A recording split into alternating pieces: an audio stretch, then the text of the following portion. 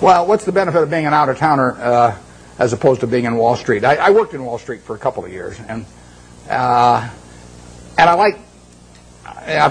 I've got my best friends actually, and I'm on both coasts, and I like seeing them, and I get ideas when I go there.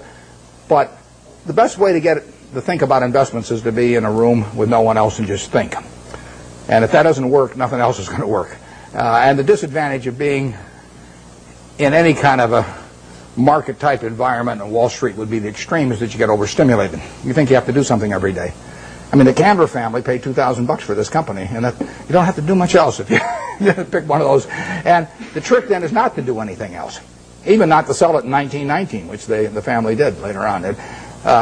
So what you're looking for is some way to get one good idea a year, and then write it to its full potential. And that's very hard to do in an environment where people are shouting prices back and forth every 5 minutes and shoving reports under your nose and all that. Because Wall Street makes its money on activity. You make your money on inactivity. I mean, if everybody in this room trades their portfolio around every day with every other person, you're all going to end up broke, and the intermediary is going to end up with all the money.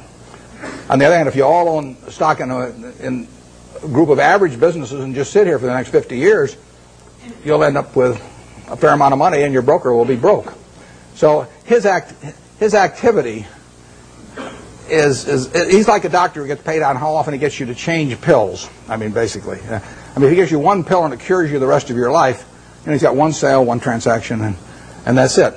But if he can convince you that changing pills every day is the way to great health, it'll be great for him and the prescriptionists, and you'll be out a lot of money, and you won't be any healthier. You'll be a lot worse off financially. So you want to stay away from any environment that stimulates activity, and Wall Street would have the effect of doing that. When I went out to Omaha, I'd go back about once every 6 months, and I'd go back with a whole list of things I wanted to check out one way or another, companies I wanted to see, and I would get my money's worth out of those trips. But then I'd go back to Omaha and think about it. Yeah. How should an investor evaluate owning shares of Berkshire Hathaway or Microsoft when they don't pay dividends for the investment? Yeah, well, the question with Berkshire Hathaway, the question was about evaluating Berkshire when it doesn't pay any dividends, and it won't pay any dividends either. It's a promise I can keep. All you get with Berkshire, you stick it in your safe deposit box, and then every year you go down and fondle it. You take it out and you fondle it, then you put it back. And I mean, there's an enormous psychic reward in that. You don't underestimate it. But the real question is whether we can keep retaining dollar bills and turning them into more than a dollar at a decent rate. And that's what we try to do. And Charlie Munger and I have our money in it to do that. That's all we'll get paid for doing. We won't take any options. We won't take any salaries to speak of or anything. We'll ride around in the plane. But that's what we're trying to do. It gets harder all the time. The more money we manage, the harder it is to do that. And we would do way better percentage-wise with Berkshire if it was 1/100th the present size. But it is run for its owners, but it isn't run to give them dividends, because so far every dollar that we've earned and could have paid out, we've turned into more than a dollar. It's worth more than a dollar to keep it, and therefore it'd be silly to pay it out. Even if everybody was tax-free that owned it, it would have been a mistake to pay dividends at Berkshire, because so far the dollar bills retained have turned into more than a dollar. But there's no guarantee that that happens in the future, and at some point the game runs out on that. But it is the goal. I mean, that is what the business is about. Nothing else about the business do we judge ourselves by. We don't judge it by the size of its home office building or anything of the number of people working around it. We've got 12 people at headquarters. We've got 45,000 employees at Berkshire and 12 people at headquarters, 3,500 square feet. And we won't change it. So we will judge ourselves by the performance of the company.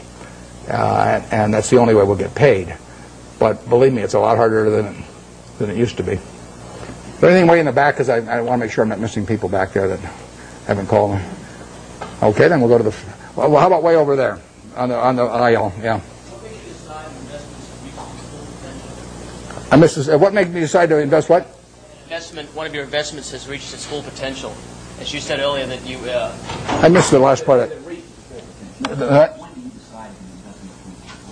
Reached its full potential. Well, ideally you buy in businesses where you feel that will never happen in terms of...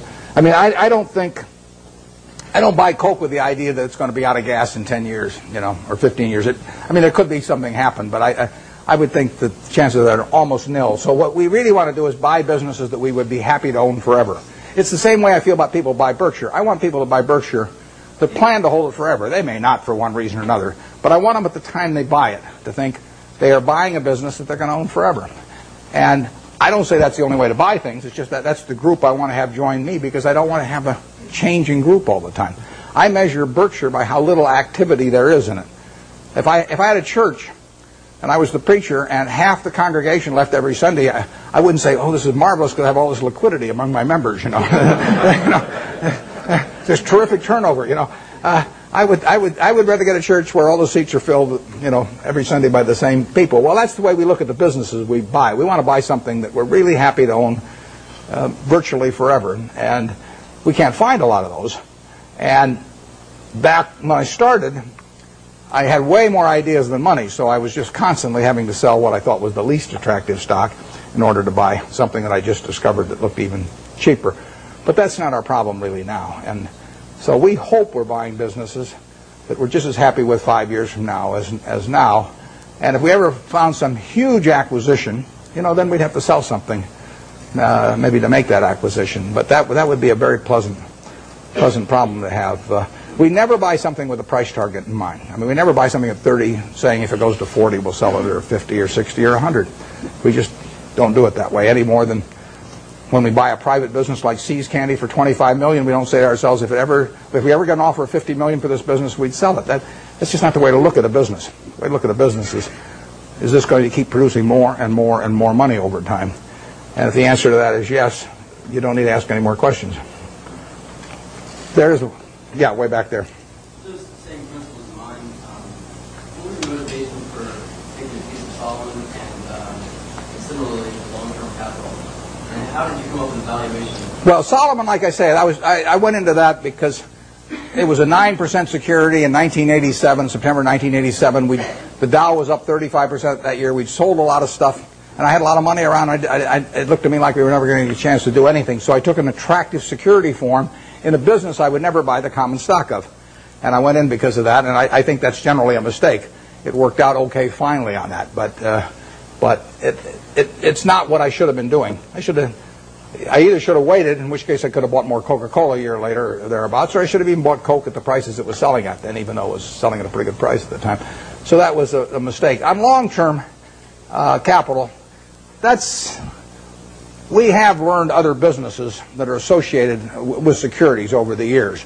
And, I mean, one of them is arbitrage. I've done arbitrage for 45 years, and Graham did it for probably 30 years before that. And that's a business, unfortunately, I have to be near a phone for, and I have to really run out of the office myself because it requires being more sort of market attuned.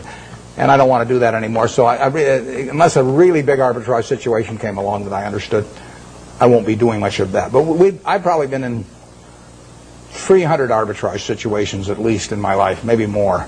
And it was a good business, perfectly good business. Long-term capital has a bunch of positions. They got tons of positions, but the top 10 are probably 90% of the money that's at risk. And I know something about those 10 positions. I don't know everything about them by a long shot. But I know enough where I would feel okay at a big discount going in, and we would have the staying power to hold it out. We might lose money on something like that, but the odds are with us. That's a game that I understand. There's a few other positions we have that aren't that big because they can't get that big, but they could involve yield curve relationships or on the run, off the run governments or things like that are just things you learn over time if you're around securities markets. They're not the base of our business. Probably on average, they've accounted for a 0.5 percentage point of our return a year, or 3/4 of a percentage point a year of our return. They're little pluses.